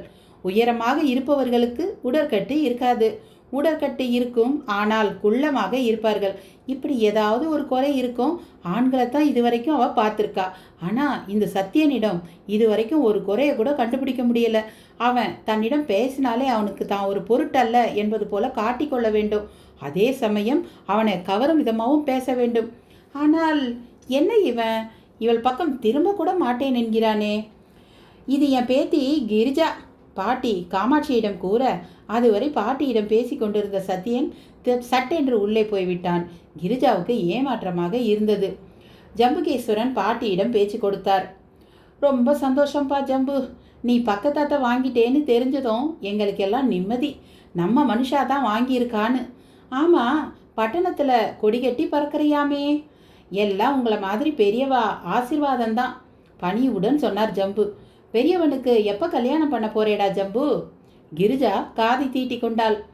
இந்த வருஷம் அவன் படிப்பு முடிஞ்ச உடனே ஜாதகத்தை கையில் எடுத்துட வேண்டியது தான். சத்யா, நீ தாண்டா என் புருஷன். கிரிஜா கண்ணாடி முன்னாடி நின்று தனக்குள் சொல்லி கொண்டிருந்தாள். அத்தியாயம் 16. 1980 மே, தில்லி. அவினாஷ் சர்மா ஒரு கையால் ஸ்டியரிங்கை வளைத்தபடி மற்றொரு கையால் சிகரெட்டை உதட்டில் பொருத்தி கொண்டான். டேஷ்போர்டில் பத்திரப்படுத்தி வைத்திருந்த லைட்டரை எடுத்து அதை பற்ற வைத்தான். காரில் இருந்த ஸ்டீரியோவை இசைத்து கொண்டிருந்தான். Brown girl in the ring லாலாலா என்று போனி எஃப்எம்ஐ ரசித்தபடி காரை மோதி மகாலை நோக்கி செலுத்தி கொண்டிருந்தான். வழக்கமாக லஞ்ச் டைமில் வீட்டுக்கு போய் விடுவான். அப்பா அம்மாவுடன் உட்கார்ந்து ஊர்கதை பேசிக்கொண்டே மதிய உணவை சாப்பிட்டு விட்டு ஒரு குட்டி தூக்கத்தையும் போட்டுவிட்டு திரும்பி தனது ஆஃபீஸான சிபிஐ அலுவலகத்திற்கு வந்து விடுவான். இன்று கூட லஞ்ச் டைம் போது வீட்டுக்கு தான் கிளம்பி கொண்டிருந்தான். அவனுடைய சீஃப் அவசரமாக அழைக்க விரைந்தான். Avinash, you are assign a special job. உடனே மோதி மக்காலுக்கு போய் சாகர் சக்கரவர்த்தியை பாரு, இட்ஸ் சம்திங் அர்ஜென்ட் என்றார். எஸ் சார் என்று சொன்னவன் வீட்டுக்கு போகும் எண்ணத்தை கைவிட்டு இதோ மோதி மக்காலுக்கு போய் கொண்டிருக்கிறான். ஸ்பெஷல் அசைன்மெண்ட் என்னவாக இருக்கும்? அவன் சிகரெட்டை முழுவதுமாக எரித்து சாம்பலாக அவன் உடையில் விழும்போது அவன் கார் மோதி மகாலினுள் நுழைந்தது. சாகர் சக்கரவர்த்தி இவன் வரவுக்காக காத்திருந்தான். குட் டே சார், நான் தான் Avinash Sharma, officer on special duty. வாங்க மிஸ்டர் சர்மா, உட்காருங்க. அவினாஷ் உட்கார்ந்தான். அவினாஷ் முதல் முறையாக சாகரை சந்திக்கின்றான். போன ஆட்சியில் மகாராணி வசுந்தரா கைது செய்யப்பட்டு அவினாஷும் வந்திருந்தான். அப்போது தொலைவிலிருந்து சாகரை பார்த்திருக்கிறான் அவினாஷ். இப்போது வசுந்தராவின் கட்சி மீண்டும் ஆட்சிக்கு வந்து அவளும் மீண்டும் மந்திரியாகி விட்டு இருந்தாள். சாகர் நேராக விஷயத்துக்கு வந்தான். மிஸ்டர் சர்மா, பிளாக் மேஜிக்கை பற்றி என்ன நினைக்கிறீங்க? வாட்? அவினாஷ், அதுதான் ஸ்விட்ச் கிராஃப்ட், ஏவல், பில்லி சூனியம். நிறைய படிச்சிருக்கேன் சார் கதைகளில், பட் நிஜ வாழ்க்கையில் இதெல்லாம் ஹம்பக். ஜனங்களோட சைக்கோட விளையாடி பணம் பறிக்கிற வழி சார் இதெல்லாம். மிஸ்டர் சர்மா, இங்கே இந்த மோதி மகாலில் எங்கள் அம்மாவுக்கு சில விசித்திரமான அனுபவங்கள் ஏற்படுறது. ஒரு மர்ம பெண் அவங்க முன்னாடி திடீர்னு வரா, திடீர்னு போகிறா, எதையோ சொல்லி பயமுறுத்துறா. நான் கூட என் அம்மாவோட ஹாலுசினேஷனோன்னு தான் முதல்ல நினச்சேன். ஆனால் நடக்கிறதெல்லாம் பார்க்குறச்சே யாரோ எங்கள் குடும்பத்துக்கு கெடுதல் நினைக்கிறாங்கன்னு சொல்ல தோணுது. சாகர் தொடர்ந்தான். மிஸ்டர் சர்மா, நான் எதுக்காக உங்களை வரவழைச்சிருக்கேன் தெரியுமா? சொல்லுங்க. நீங்கள் அந்த மர்ம பெண் யாருன்னு கண்டுபிடிக்கணும். முதல்ல யுவர் ஹைனஸ், எனக்கு அந்த மர்ம பெண் கற்பனை கேரக்டரா இல்லை நிஜமாவே அப்படி ஒருத்தி இருக்காளான்னு தெரியணும். அவினாஷ், உண்மையை சொல்லணும்னா எனக்கு ஒன்றுமே புரியல. எனக்கு இது வரைக்கும் எந்த அனுபவமும் இந்த மகாலில் ஏற்படலை. It is purely my mother's experience. ஆனால் ஒன்று சொன்னால் நீங்கள் தப்பாக எடுத்துக்கக்கூடாது. நம்ம நாடு நிறைய மர்மங்களை கொண்ட நாடு. நானே ஒரு ஸ்பேஸ் சயின்டிஸ்ட் தான். இன்னும் சொல்லப்போனால் ஷட்டிலில் விண்வெளியில் பறக்க போகிற முதல் இந்தியனா நான் தான் இருக்க போகிறேன். எஸ், என்னை செலக்ட் பண்ணியிருக்காங்க நாசாவில். ஓ கிரேட்! அவினாஷ் கை கொடுத்தான். என்னதான் விஞ்ஞானத்தில் நாம் முன்னேறினாலும் விஞ்ஞானம் கால் வைக்க முடியாத சில ரெஸ்ட்ரிக்டட் ஏரியாக்கள் இருக்க தான் செய்கிறது. எஸ் யுவர் ஹைனஸ், நமக்கு புரியாத சில விஷயங்களோட மோதுற போது நாம் என்ன செய்ய முடியும்? என்ன சொல்கிறீங்க? இப்போ உங்களுக்கு பழக்கம் இல்லாத ஏரியாவில் ஒரு கேஸை நீங்கள் டீல் பண்ணணும். அதை ட்ரைபல் மொழி உங்களுக்கு புரியலைன்னா என்ன பண்ணுவீங்க? அந்த மொழி தெரிஞ்ச ஒருத்தனை என் கூட வச்சுப்பேன். அவ்வளவுதான் மிஸ்டர் சர்மா விஷயம். எங்கள் ஃபேமிலிக்கு எதிராக ஒரு லேடி விட்ச் கிராஃப்ட் செய்கிறா. அதுக்காக அவள் உபயோகப்படுத்துகிற மீடியம் ரொம்ப சக்தி வாய்ந்தது. அவளை கண்டுபிடிக்க ஏற்கனவே 3 பேர் முயற்சி பண்ணாங்க. அவங்க 3 பேருமே சாதாரண மனுஷங்க இல்லை. ஒருத்தர் பெரிய பண்டிட், வேதங்களை கரைச்சி குடித்தவர். இன்னொருவர் யோகி, கடைசியில் ஒரு தாந்திரிகர். அவங்கவுங்க வழியில் அந்த லேடியை கண்டுபிடிக்க முயற்சி செஞ்சாங்க. துரதிர்ஷ்டவசமாக அதில் ஒருத்தர் அநியாயமாக செத்து போயிட்டார். வாட்? அவினாஷ் திகைத்தான். ஆமாம், கேரளாவை சேர்ந்த திருமேனி பட்டாத்திரிங்கிறவர் எப்படியும் அந்த லேடியை கண்டுபிடிச்சிடுவேன்னு சவால் விட்டார். ஆனால் சவாலை முடிக்கிறதுக்குள்ள யானை அவரை மெதிச்சே கொன்னுடுச்சு. ஷியோர், கோ இன்ஸ்டன்ஸாக இருக்கலாம் இல்லைங்களா? அந்த மரணத்துக்கும் உங்கள் கேஸுக்கும் எந்தவித சம்மந்தமும் இல்லாமல் இருக்கலாமே. இல்லை அவினாஷ், சாகரத்துக்கு முன்னாடி நாங்கள் பிரஷ்னம் பார்த்தோம். பிரஷ்னம் யூனோ, லைக் எப்படி சொல்கிறது தெரியலையே. Like talking to spirits sir. வெஸ்டில் கூட பண்ணுவாங்க. ஆப்பிரிக்காவில் ஆவிகளை அடிமையாக கூட ஆக்கி வச்சுருப்பாங்க சார். இன்னும் சொல்லப்போனால் ஊடு தெரிஞ்சவங்க செத்து போன பிணங்களை கூட நடமாட வைப்பாங்க. பரவாயில்லையே அவினாஷ், நம்பிக்கை இல்லைன்னு நிறைய தெரிஞ்சு வச்சுருக்கீங்க. இந்த மாதிரி பிரஷ்னம் பார்த்தப்போ வராகின்னு ஒரு தேவதை அங்கிருந்த ஒவ்வொருத்தருக்கும் ஒரு எச்சரிக்கை கொடுத்தது. பிரஷ்னம் பார்த்த பட்டாத்திரிக்கே யானை வரும் முன்னே மணி யோசை வரும் பின்னேன்னு எச்சரிக்கை செய்தது. இப்போ அவர் யானையால் மிதித்து கொல்லப்பட்டிருக்கார். ஏன் கவலை, ஒரு தாந்திரிகனையே ஈஸியாக கொலை பண்ணிட்டா அந்த பொம்பளை. I am worried about my mother. இதில் நான் என்ன செய்ய முடியும்னு நினைக்கிறீங்க யுவர் ஹைனஸ்? அந்த லேடி என் ஃபேமிலியை பழிவாங்க நினைக்கிறானா? ஏதாவது காரணம் இருக்கும். அவள் ஒரு காலத்தில் எங்களோட பழகினவளாக இருக்கலாம். உங்கள் போலீஸ் மூளை, எங்கள் பண்டிட்ஜியோட யாக சக்தி, சாமிஜியோட யோக சக்தி 3ம் சேர்ந்தா அந்த பொம்பளையை மடக்கிடலாம்னு எனக்கு தோணுது. அஃப்கோர்ஸ் உங்களுக்கு ஆட்சேபனை இல்லைன்னா. யுவர் ஹைனஸ், இந்த கேஸை தான் எடுத்துப்பேன், அந்த கேஸை நான் எடுத்துக்க மாட்டேன்ற ரகம்லாம் நான் இல்லை. நான் யாரோட வேணும்னாலும் வேலை செய்ய தயார். நான் என்னை பற்றியே உயர்வாக சொல்கிறேன்னு தப்பாக நினைக்காதீங்க. போலீஸ் இன்ஸ்டிங்க்ட்னு சொல்லுவாங்க, அது என்கிட்ட நிறைய உண்டு. என்னால் அந்த பொம்பளையை கண்டுபிடிக்க முடியும். அவளுக்கு சக்தி இருக்கா, அதை அடக்க முடியுமாங்கிறதெல்லாம் உங்கள் தாந்திரிகளோட தலைவலி. நான் செய்ய போகிறதெல்லாம் அந்த பெண் யாருன்னு கண்டுபிடிச்சி அவளை சதையும் உடலுமா போலீஸ் கஸ்டடியில் நிற்க வைக்கிறேன். அந்த உத்தரவாதத்தை நான் கொடுக்குறேன். தேங்க்யூ அவினாஷ். நாளைக்கு காலையில் இங்கே வந்துடுங்க. பண்டிட்ஜி, சுவாமிஜி எல்லோரும் வந்துடுவாங்க. நாளைக்கு வரும்போது எனக்கு நீங்கள் அந்த மர்மப்பெண் வந்து போகிறதா சொல்கிற இடத்த காட்டுவீங்களா? Sure, it's my mother's bedroom. Sagar அவினாஷின் கைகளை குலுக்கி விடை கொடுத்தான். அத்தியாயம் 17. 1974 கும்பை. சங்கு வாசுதேவன் வீட்டிற்குள் நுழைந்தான். மாமி சிவராமனுடன் குணசீலம் கிளம்பி கொண்டிருந்தாள். நல்ல சமயத்தில் வந்தேடா சங்கு. சிவராமனுக்கு நல்லபடியாக ஆச்சுன்னா குணசீலம் பெருமாளுக்கு அடிப்பிரதர்ஷனம் பண்ணுறேன்னு வேண்டின்னு இருந்தேன். அதையும் செலுத்திட்டு இவ்வளவு நாள் சிவாவை பார்த்துண்டவாளுக்கு ஏதாவது கொடுத்துட்டு வான்னு மாமா சொன்னார். அதுதான் கிளம்பிட்டு இருக்கோம். சங்கு, மாமாவை பார்த்துக்கோ, ராத்திரி எங்காத்திலேயே படுத்துக்கோ. அவசரமாக அவர்கள் கிளம்பி போக உள்ளே போன சங்கு மாமாவின் கவனத்தை இது திருப்பினான். சங்கு, வாடா, உனக்காகத்தான் காத்துட்டு இருந்தேன். நான் உனக்கு ஒரு விஷயம் காட்ட போறேன். ஹாலின் மூலையில் இருந்த பீரோவிலிருந்து ஒரு குறிப்பிட்ட புத்தகத்தை எடுத்தார் வாசுதேவன். இந்த புத்தகத்தை பாரு. அவர் நீட்டிய புத்தகத்தை பார்த்தான். நிகும்பலை உபாசனம். அவள் கண்களை தொற்றிக்கொள்ள அதை பிரித்தான். ஏது மாமா இது? எல்லா பிரச்சனைக்கும் காரணமே இந்த புக்கு தாண்டா.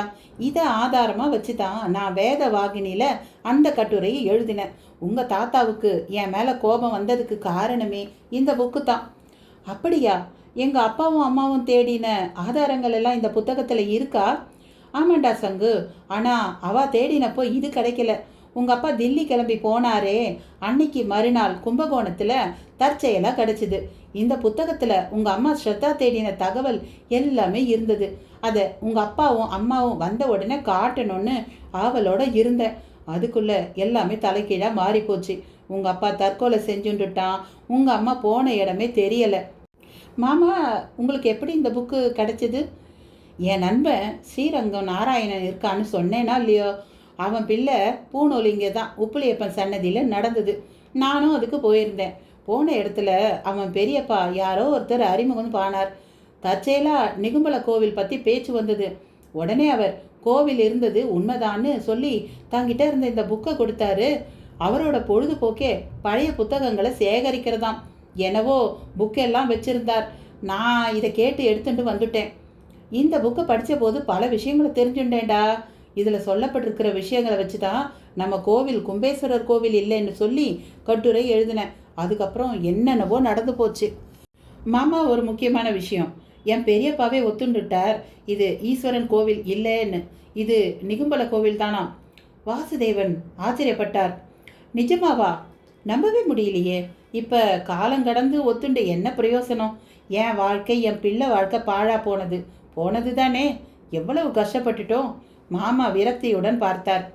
உங்கள் தாத்தா என்னை கூப்பிட்டு நல்ல மாதிரியாக பேசியிருந்தா கூட நான் விஷயத்தை பெருசு பண்ணியிருக்க மாட்டேன் தெரியுமா?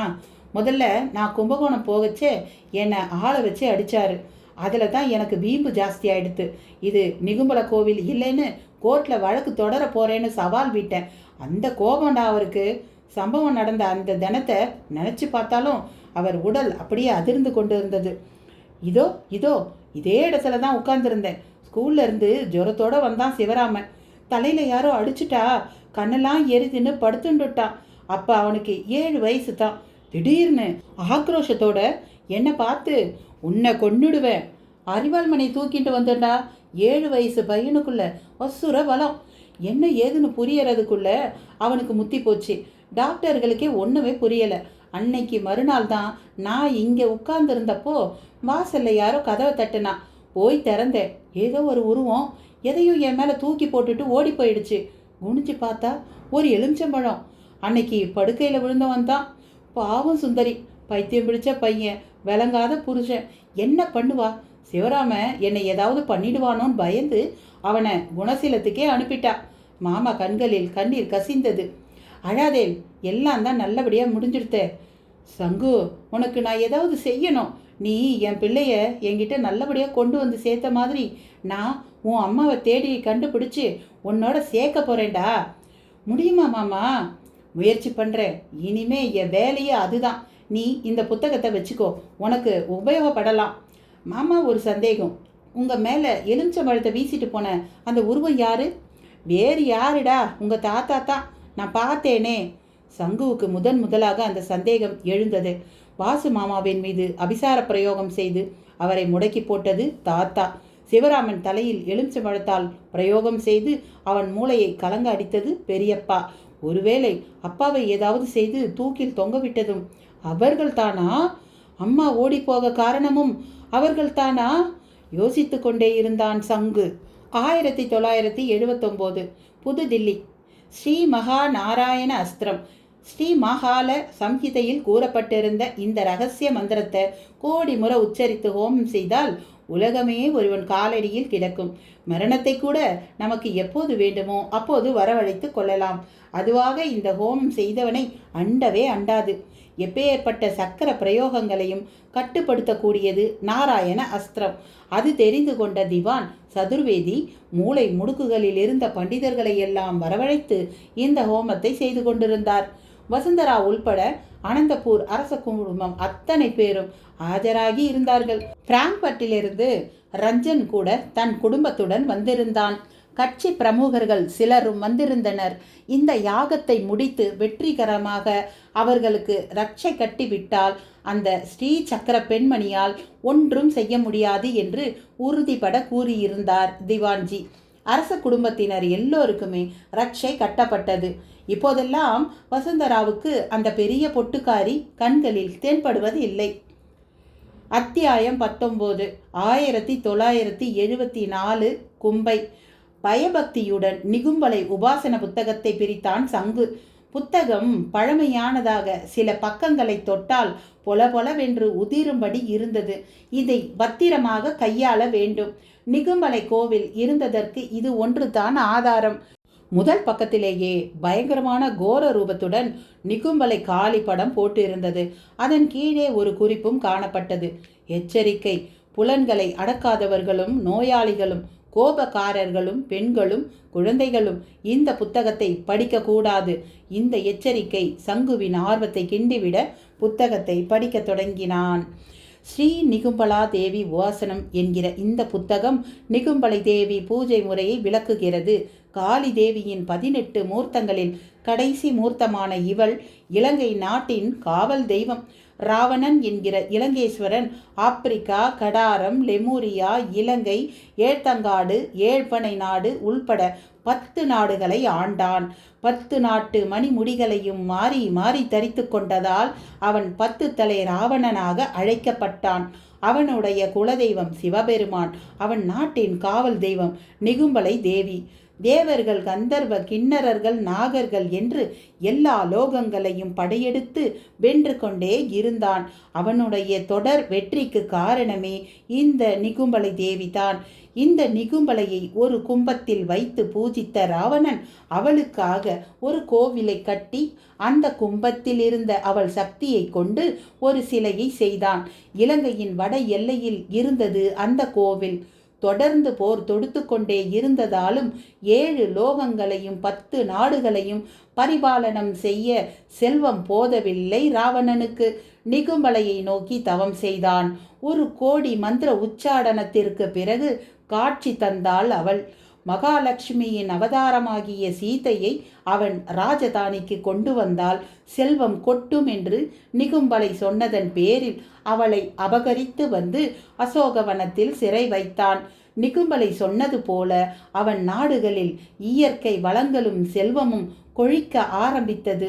நிகும்பலை தேவி தன் காவல் தெய்வமாக இருக்கும் வரை தன்னை யாராலும் வெல்ல முடியாது என்பதை ராவணன் உணர்ந்தான்.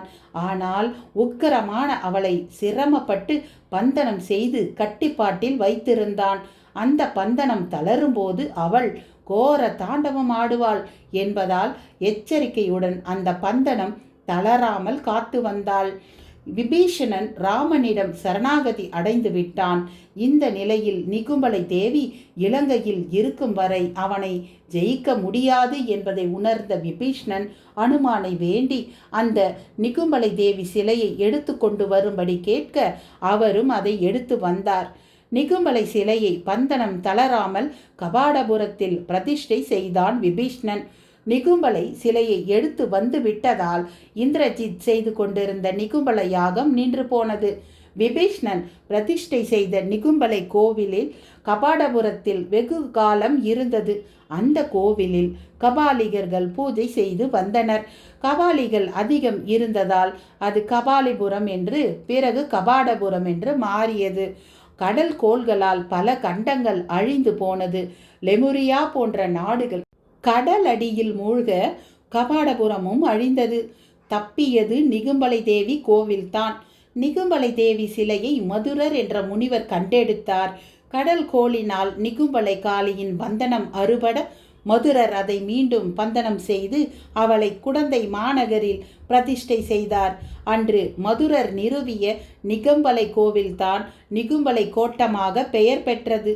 மெதுவாக சோழ அரசர்களுக்கும் காவல் தெய்வமாக மாறினாள் நிகும்பலை. ஈழ அரசர்களுக்கும் சோழ அரசர்களுக்கும் இந்த நிகும்பலை சிலையின் உரிமைக்காக போர் நடைபெறுவது வழக்கம். ஈழ நாட்டு நூல்களான மகாவம்சம், தீப வம்சம், ராஜாவளி, கும்பாவளி போன்ற நூல்களில் கடல்கோள் காரணமாக கபாடபுரத்தில் இருந்த நிகும்பலை கோவில் குடந்தை மாநகரில் கட்டப்பட்டது என்பதாக குறிப்பு காணப்படுகிறது.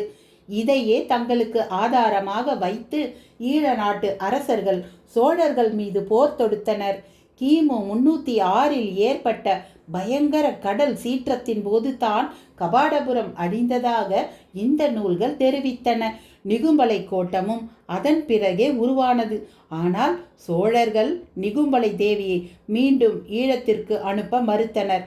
தங்கள் சோழ பேரரசின் மேற்கு எல்லையாக நிகும்பலை கோட்டையையும், கிழக்கே கடலையும், வடக்கே வெள்ளாற்றையும், தெற்கே தென் வெள்ளாற்றையும் கொண்டிருந்தன. 1800 ஆண்டுகளுக்கு முன்பு இளங்கோவடிகள் சேர மன்னர் குலத்தில் பிறந்தார். அவருடைய அண்ணன் சேரன் செங்குட்டுவன் அண்ணனுக்கு அரச பதவி கிட்டாது, தம்பிக்குத்தான் கிட்டும் என்று ஜோசியர்கள் கூறியதால் அதை பொய்ப்பிக்க வேண்டி அரச வாழ்வை துறந்து கால் போன போக்கில் சென்றார். ஒரு இரவு நிகும்பலை கோட்டம் பக்கமாக சென்றார். ஊர் மக்கள் அந்த காளி பொல்லாதவள் அங்கே தங்குவது ஆபத்து என்று எச்சரிக்கை விடுத்தும் கேட்காமல் அன்றைய பொழுதை அந்த கோட்டத்திலேயே கழித்தார். நடு இரவில் யாரோ ஒரு பெண் ஓலமிட்டு அழுமொழி கேட்டது. இளங்கோ எழுந்து சென்று பார்க்க தலைவிரி கோலமாய் ஒரு பெண் அழுது கொண்டிருந்தாள். யாரம்மா நீ, ஏன் அழுகிறாய் என்று இளங்கோ கேட்டார். அந்த பெண் அழுது கொண்டே, ஐயா, நான் நிகும்பலை தேவியின் பக்தை. அவளை தீவிரமாக உபாசித்து வந்தேன். என் கணவன் கொல்லப்பட்ட ஆத்திரத்தில் இந்த நிகும்பலையை உச்சாடனம் செய்து மதுரையம்பதி மீது ஏவி விட்டேன். அவளது பந்தனத்தை அவிழ்த்த நான் மீண்டும் அவளை பந்தனம் செய்ய முடியாமல் தவிக்கிறேன் என்றாளாம். அவளது சோக கதையை கேட்டறிந்தார் இளங்கோவடிகள். கடைசியாக அவள் தன் பெயரை சொன்னாள். ஐயா, என் பெயர் கண்ணகி என்ற அந்த பெண்ணின் சோக கதையை காப்பியமாக வடித்தார் இளங்கோவடிகள். பந்தனம் செய்யப்படாத நிகும்பலை காளியின் கோர தாண்டவத்தை தாங்க முடியாத ஜனங்கள் பரிதவித்தார்கள். குடந்தை நகருக்கு செல்லவே மக்கள் அச்சப்பட்டார்கள். இப்படியே பல ஆண்டுகள் சென்றன. இந்த சமயத்தில் தான் ஆதிசங்கரர் நிகும்பலையின் உக்கிரத்தை பற்றி கேள்விப்பட்டு தனது திக் விஜயத்தின் போது ஸ்ரீ சக்கரத்தை கொண்டு வந்து அவளை பந்தனம் செய்து குளத்திற்குள் ஆவாகனம் செய்தார். அவர் நிகும்பலையை அடக்க பிரயோகித்த சக்கரம் மிக சக்தி வாய்ந்தது. பார்வதி தேவி தனது நந்தவனத்தை காலாகினியிடமிருந்து காப்பதற்காக உருவாக்கிய ஸ்ரீ சக்கரம் அது. ஸ்ரீ சக்கரம் என்பது ஓம் என்ற பிரணவ ஒலியிடமிருந்து பிறந்தது. முதலில் வட்டமும் சதுரமும் பிறகு முக்கோணமுமாக உருவான தேவியின் சக்தி ஸ்ரீ சக்கரமாக உருவானது. காஷ்மீரத்தில் உருவான இந்த சக்கரம் மிகவும் சிக்கலான கஷேத்திர கணிதத்தை தன்னுள் கொண்டது. 9 கட்டுகள் கொண்ட இந்த சக்கரத்தால் நிகும்பலை பந்தனம் செய்யப்பட்டால் இந்த பந்தனத்தை எந்த காலத்திலும் அவிழ்க்க கூடாது என்று சங்கரர் தெரிவித்திருந்தார். இதனிடையே ஈழ நாடு கொஞ்சம் கொஞ்சமாக நிகும்பலையை மறந்துவிட ராவணன் வழி வந்தவர்கள் என்று கூறிக்கொண்ட சிலர் மட்டும் நிகும்பலையை வணங்கி வந்தார்கள். இந்த குடும்பத்தினர் யாழ் மீட்டி சிவபெருமானை வழிபடுபவர்கள். ராவணன் கூட மகர யாழை மீட்டுவதில் வல்லவன் என்பது குறிப்பிடத்தக்கது. இந்த யாழ்ப்பாணர்கள் வசித்த பகுதிக்கு யாழ்ப்பாணம் என்றே பெயர். யாழ் மீட்டி காணம் செய்பவர்களை பாணன் என்று தமிழ்மொழி கூறுகிறது. வீணை மீட்டி அரங்கனை பாடிய பாணன் திருப்பானாழ்வாராக போற்றப்பட்டார். இந்த பாணர் குலத்தில் பிறந்தவன் கும்பன். இவன் ராவணனின் முக்கிய அமைச்சனான நிகும்பனின் வழி வந்தவன். நிகும்பலை தேவியை நிகும்பனின் வம்சத்தினர்தான் பூஜித்து உரிமையை பெற்றிருந்தனர். தன் குடும்ப தெய்வமான நிகும்பலாதேவி சிலையை மீண்டும் ஈழத்துக்கு கொண்டு வர ஆசைப்பட்டான் கும்பன். கடல் கோளினால் பூகோள ரீதியாக மாற்றங்கள் ஏற்பட அவனுக்கு நிகும்பலை சிலை இருக்கும் இடம் தெரியவில்லை.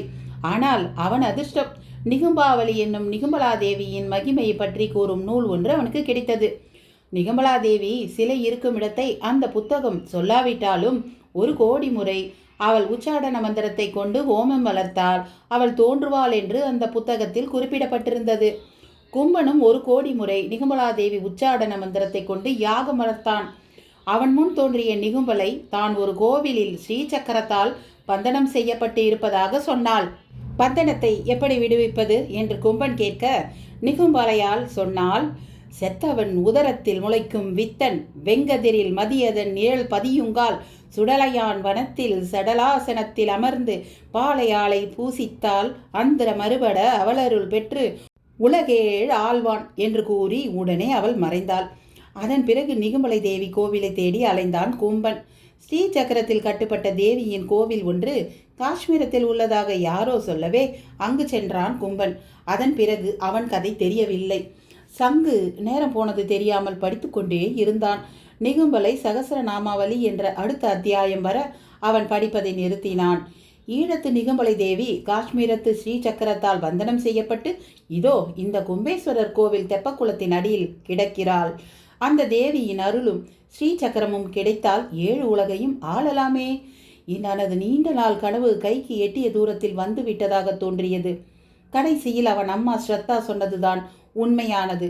நிகும்பலை தேவி பந்தனம் செய்யப்பட்ட ஸ்ரீசக்கரம் மட்டும் என் கையில் கிடைத்தால் காளி உக்கிரமானவள்தான். ஆனால் அவளை நம் வசப்படுத்திவிட்டால். நிகும்பலாதேவி கும்பனுக்கு சொன்ன அந்த பாடலை மீண்டும் படித்தான். இதற்கு பொருள் என்ன? அவனுக்கு புரிந்த மாதிரியும் இருந்தது, புரியாத மாதிரியும் இருந்தது. என நட்புகளே, இந்த பகுதி இதோட நிறைவடைகிறது. இதோட அடுத்த பகுதியை நம்ம அடுத்த காணொளியில் சந்திப்போம்.